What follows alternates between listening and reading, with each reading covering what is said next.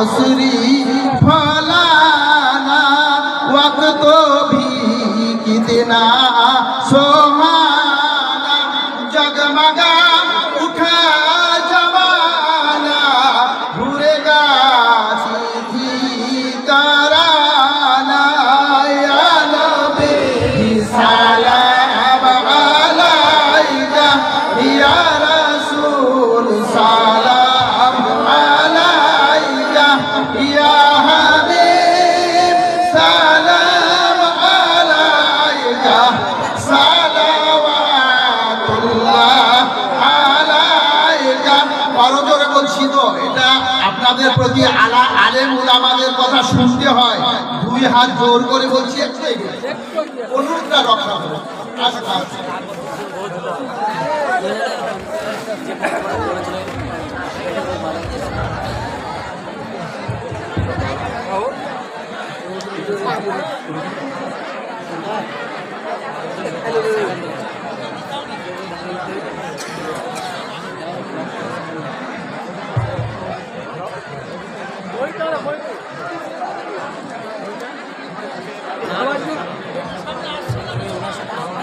السلام عليكم ورحمة الله وبركاته।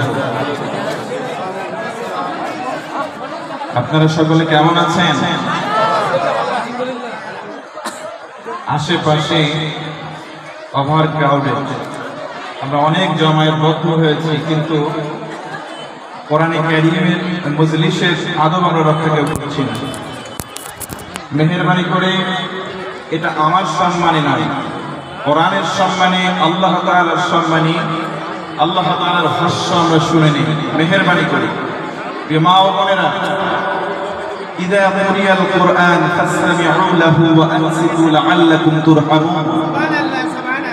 আল্লাহ তাআলা বলেন, যখন কোরআনে কারীম থেকে কথা বলা হবে, this is the word of Allah, এটা হচ্ছে আল্লাহর কথা। কালিমাতুল্লাহি হিয়াল উলিয়া, আল্লাহ তাআলা কালামের মধ্যে বলেন, দুনিয়ার সব কথার চাইতে আমি আল্লাহর কথা উঁচু। সুবহানাল্লাহ বলেন। এখান থেকে আল্লাহর কথা হবে, কালাম হবে, আপনার কথার আওয়াজ উঁচু হবে, এটা বরদাস্ত আল্লাহ করবেন না। আল্লাহ বলেন, কোরআন শোনার দুইটা কন্ডিশন রয়েছে। ফাসতামিউ লাহু ওয়া আনসিতু, প্রথম চুপ থাকতে হবে, দুই নম্বর মনোযোগ বাড়াতে হবে। লাআল্লাকুম তুরহামুন, আশা করা যায় এর পরেই তোমাদেরকে রহম করা হবে, দয়া করা হবে। সুবহানাল্লাহ পড়ে ভাইরা আমার, এখন যদি আমরা কথা বলি, হ্যালো, যদি না বাড়াই, তাহলে আমাদের বিপরীত গজব পাওয়ার সম্ভাবনা থেকে যায়। মা বোনদের উদ্দেশ্যে বলছি, বক্তার কথা নিশ্চয়ই আপনাদের কানে পৌঁছাচ্ছে। অনুরোধ করে বলা হচ্ছে যে আপনারা একটু হইচই গন্ডগোলটা একটু কমান।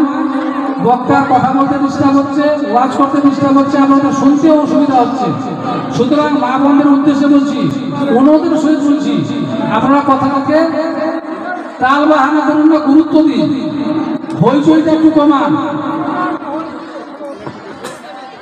হ্যাঁ, গেটের উদ্দেশ্যে বলছি, যিনারা গেটের মধ্যে রয়েছেন তিনাদেরকে বলছি, অনুরোধের সহিত আপনারা এই মহফিলটি নিশ্চয়ই জানছেন কোন মহফিল, তাহলে আপনারা এগুলো ফেবুলো না হয়ে থেকে আপনারা সুশৃঙ্খল ভাবে সভাটাকে ফুটিয়ে তুলুন ইনশাআল্লাহ।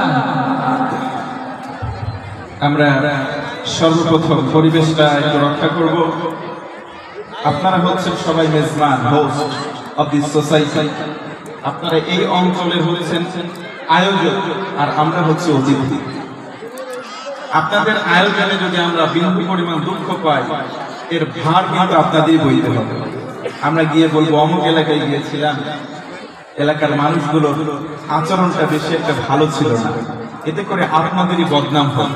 বিধায় আপনাদের বদনাম যাতে আমরা বিদেশি মানুষ না করি, আপনাদের সুনাম যাতে করে করি, সেদিকটা একটু বিবেচনা রাখুন। সর্বপ্রথম, না কোনো কথা হবে না, বিয়ে কর্মী যারা যারা প্রস্তুত হয়ে যাও, তারা যারা যুবক, পরিবেশ আমরা তৈরি করব।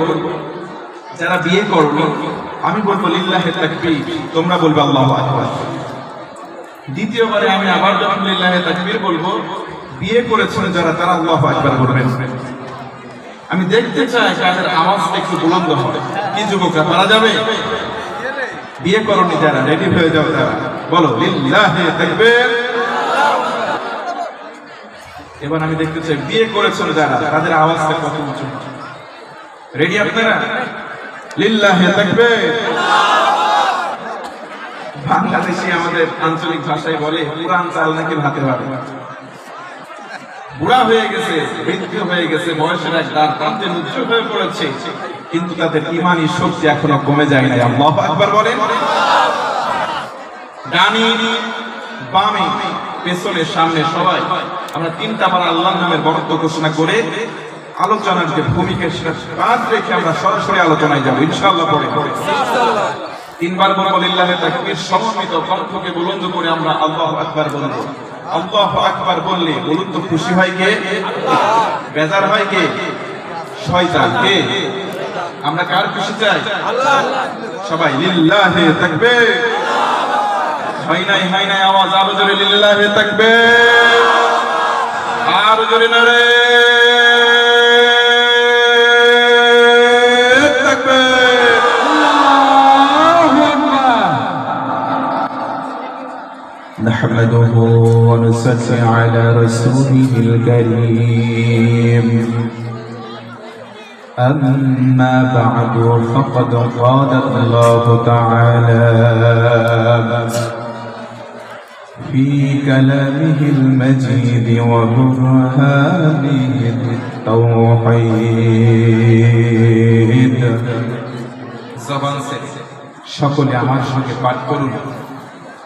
أعوذ بالله من الشيطان الرجيم. بسم الله الرحمن الرحيم. إنما وليكم الله